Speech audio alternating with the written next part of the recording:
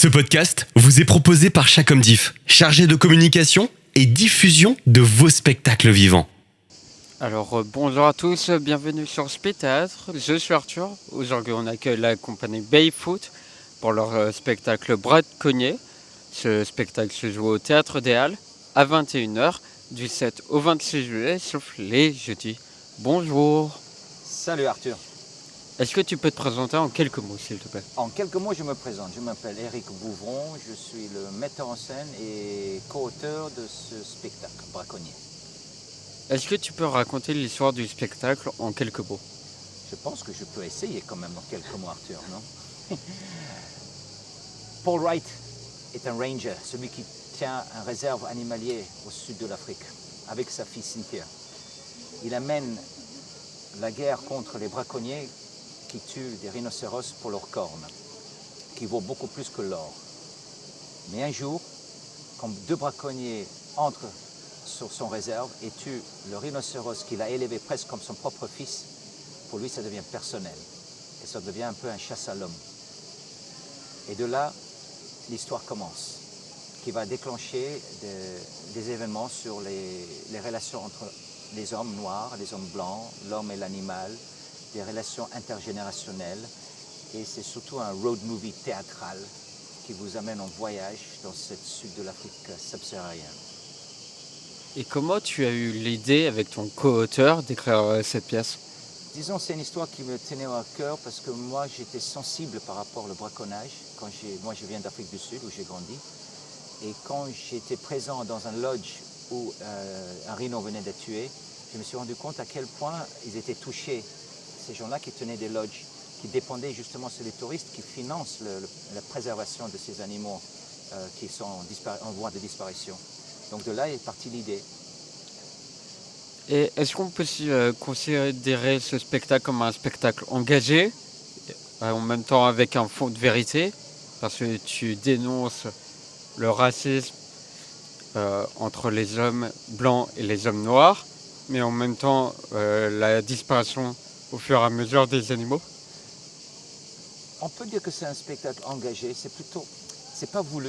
D'abord pour moi, je n'écris pas pour faire un moral ou raconter une histoire politique. J'essaie de mettre en miroir une forme de réalité, quelque chose qui en moi était important. Moi, grandi en Afrique du Sud, j'étais un blanc privilégié. J'ai tourné l'œil sur les vérités autour de moi parce que c'était beaucoup plus facile, comme on fait en France, comme on fait partout dans le monde. On va vers quelque chose qui ne nous concerne pas ou on préfère pas plutôt, c'est ça le mot. Et moi, je voulais aborder, et je ne parle pas nécessairement de racisme parce que ce n'était pas le sujet, il est présent naturellement. Pour moi, c'était justement comment les hommes dans différentes cultures essaient de vivre ensemble avec leurs croyances différentes. Donc, et je voulais surtout raconter une histoire d'aventure, mais qui est assez complexe. La vie n'est pas lisse, il n'y a pas le bon et le méchant. C'est beaucoup plus riche, beaucoup plus inattendu que ça. Et il y a un fond d'histoire vraie, je suppose. Bien sûr, c'est inspiré de la vérité. J'ai vu les rangers, je connais les gens des townships, les gens qui dépendent sur les villageois autour des réserves, qui dépendent de certaines, des besoins, qu'ils ont d'autres besoins. Tandis que les rangers essaient de préserver les espèces en danger, le monde animalier qui est de plus en plus rétréci. Donc, et comme j'ai vécu en Afrique du Sud, je comprends la complexité de cette multitude de cultures opposées. Est-ce que tu peux expliquer aux auditeurs ce que ça veut dire le mot ranger? Oui, bien sûr. Ranger, c'est plutôt ceux qui sont les gardiens. Voilà, Ranger, c'est un gardien des réserves. Voilà. C'est-à-dire ceux qui surveillent les animaux. Qui surveillent, qui les traitent quand il faut, mais aussi qui tiennent des lodges privés pour les touristes. Parce que grâce au tourisme, qui finance justement les lodges privés, qui permet d'entretenir le monde animalier. Aujourd'hui, les animaux sauvages, c'est très rare des endroits où ils sont complètement en liberté. Mais en Afrique du Sud, et en Zimbabwe, et au Kenya, et en Tanzanie, on a des grands, vastes espaces où les animaux vivent en liberté, mais ce sont des réserves, parfois privées, parfois publiques, où un touriste a la possibilité de découvrir ceux qui étaient à l'époque, il y a longtemps, un foisonnement de ces animaux sauvages. Un lodge, pour les auditeurs qui ne savent pas ce que c'est une maison. C'est plutôt comme, on peut dire, pas un hôtel, mais des logements au plein fond, centre de la brousse, entourés justement dans le monde sauvage. Des fois, ils sont des loges assez de luxe, des fois juste très roots, comme on dit, très à terre, tête à terre. On peut imaginer, on fait un camping dans certains endroits, mais il y a les animaux sauvages autour, et on peut faire aussi un bon hôtel avec la même chose. Donc c'est juste différents niveaux d'accueil. Et c'est la première fois que tu que tu proposes ce spectacle à Avignon. Oui, il est né à Avignon quelque part, c'est une création. Ouais. Et c'était un rêve de faire une pièce à Avignon ou c'était plus un tremplin? Ça fait des années que je viens à Avignon, avec différents spectacles chaque année. Donc moi, quand je crée, c'est plutôt des histoires qui me touchent, que j'ai envie de raconter. Donc je ne suis pas un metteur en scène qui cherche des pièces, c'est juste que je suis un conteur d'histoires, que j'ai besoin de passer par le théâtre pour raconter ces histoires. Et donc c'est comme ça c'est né le projet quelque part. Ouais. Du coup, c'est pas la première fois que tu le fais. Avignon, non, ça fait plusieurs années, oui. J'ai fait des jolis succès, comme aussi des jolis bides. Voilà. Et est-ce que tu considères Avignon comme un tremplin? Et est-ce que tu retrouves la même magie chaque année que tu le fais? Avignon est assez mystérieux. Il n'y a pas de méthode, il n'y a pas d'école. Il est toujours en mouvement, en évolution, en mise en question. Ça me pose beaucoup de questions et des doutes. Mais c'est une nécessité dans notre métier parce que c'est une vitrine surtout. S'il y a le in et le off. Le in est une vraie programmation avec un directeur artistique, tandis que le off, c'est plusieurs lieux qui sont là pour artistique, mais c'est plutôt un marché. Vraiment, c'est comme un marché parce qu'on finance nous-mêmes notre présence. Et on espère de promouvoir, de vendre le spectacle qui permet de récupérer les billes qui sont mises là-dedans.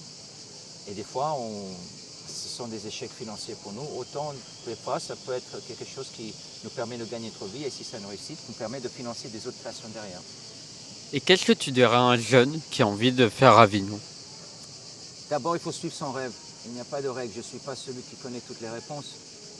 Comme j'ai dit, c'est presque un chemin nécessaire de faire un Avignon. Si tu crois dans ton travail, parfois ça peut être, tu peux échouer, mais si tu ne te donnes pas une chance, au moins éviter les regrets. Et quels sont les 3 mots que tu qualifierais pour Avignon? Les 3 mots pour Avignon, imprévu, folie, chaleur. Et comment se passent les tracts? Je veux dire, les gens sont bienveillants, je veux dire, l'ambiance est bonne enfant. Cette année, il y a quelque chose d'intéressant.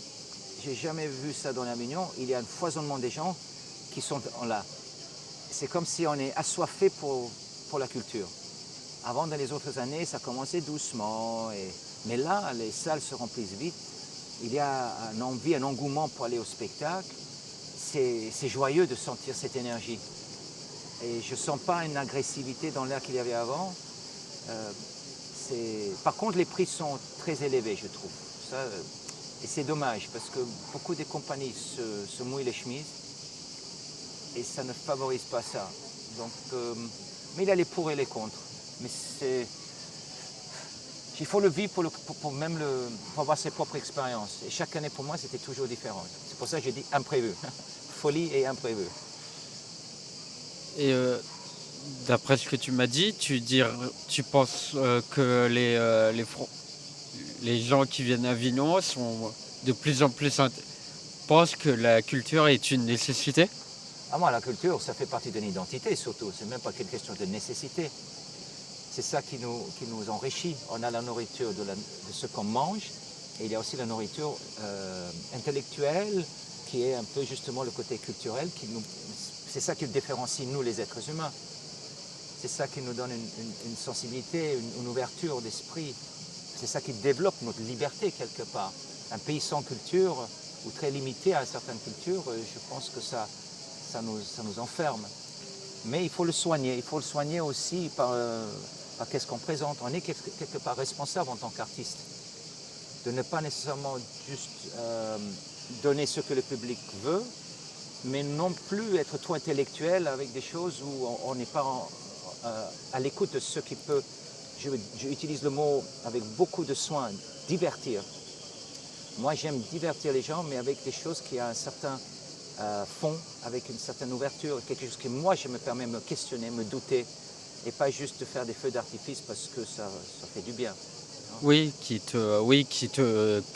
t'envie que les spectateurs, à la fin du spectacle, réfléchissent.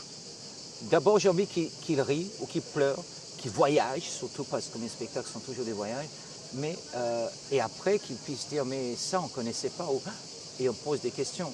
Moi, j'ai horreur de voir des spectacles où c'est des prises de tête, où tu ne comprends pas, où tu sens que juste le metteur en scène ou l'auteur veut juste poser son point de vue fixe et faire un drapeau de rébellion, si c'est une manière à dire. Je pense que ce n'est pas notre métier en tant qu'artiste. On a un métier d'artiste d'ouvrir les esprits,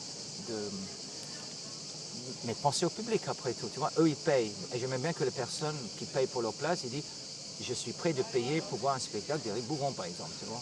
Ouais, et que ça vaut le coup. Bien sûr, moi je suis prêt de mettre un billet et de payer ma place parce que je sais que je vais vivre un voyage, une expérience. Et pas que je prends un risque où vraiment je m'ennuie, tu vois. Ouais. En fait, le prix de la place est une... comment dire Moi, je vais payer 12 € pour un pizza, c'est parce que je sais que je vais manger un pizza. Et je suis prêt de payer 25 € pour un pizza qui est en bonne qualité. Tu vois? Donc, si quelqu'un va venir voir un spectacle que j'ai fait, j'ai envie que s'il va payer 35 € pour voir un de mes spectacles, oui, là à Avignon, ils vont payer 15, tu vois, et je sais qu'ils ont beaucoup plus pour leur argent, et je sais ça parce que je sais c'est la qualité que je donne. Ouais, c'est la qualité que tu veux transmettre. Oui, parce que c'est important la valeur. Il faut qu'il y ait le sacrifice financier pour quelqu'un qui va... Je ne suis pas d'accord qu'on offre des spectacles comme on ne va pas offrir la nourriture gratuite, c'est pareil. C'est une nourriture spirituelle, intellectuelle. Donc chaque chose a sa prix également. On va payer un billet pour voir un match de foot, pourquoi pas pour voir un beau spectacle de théâtre. Bah, merci à toi, Eric. Merci Arthur. Je rappelle le nom de la compagnie Barefoot. Barefoot, ça veut dire pieds nus en français, parce que la structure elle est très ancrée sur des origines africaines. Africaines, hein? Africain. On dit africaine, africaine. Africaine. Oui. Origine, c'est féminine, hein? Féminin. Ouais. tu vois j'aurais pas de doute. C'est mon côté, je te fais douter aussi, hein. C'est moi mon côté voyageur. Voilà, donc barefoot c'est ça, c'est pieds nus, parce qu'on a la sensation d'être proche à la terre et libre. Pour ton spectacle Braconnier qui joue tous les jours du 7 au 26 juillet. 26 juillet. 26 juillet, pardon. Ouais, pas osé, hein. Sauf les jeudis. Ouais.